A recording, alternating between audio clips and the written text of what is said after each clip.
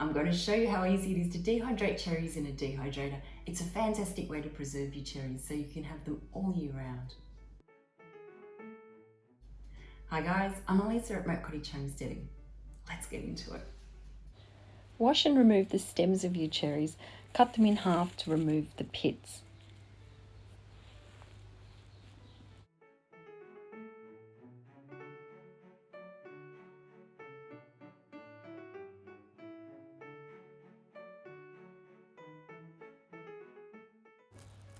Place your cherries on the dehydrator with the cut end up. That's how I like to do it so they don't drip all over my dehydrator and make a big mess. I don't even turn them during the process.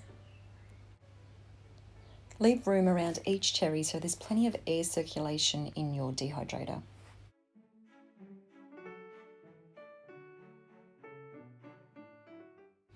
Place them on the dehydrator and set your timer for 3 hours.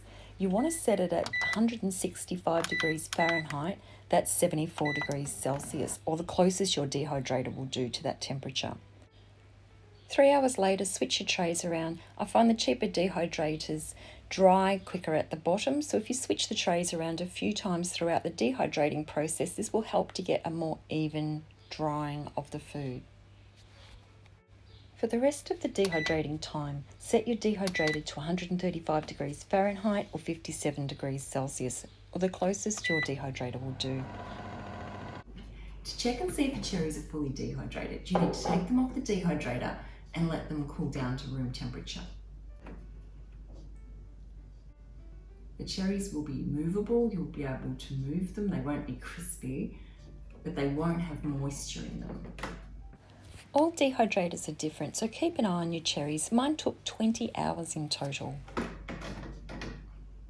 these ones are ready. Now they're ready to store in an airtight container. Label and date it so you know when you made the batch. I'll tell you what, these are amazing. These are the best way that you can have cherries in my opinion.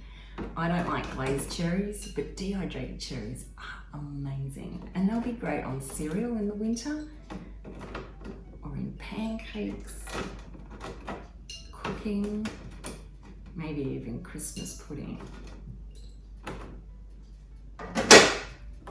If you want to learn more about dehydrating foods, then check out my playlist. Thanks for watching. I'll see you next time.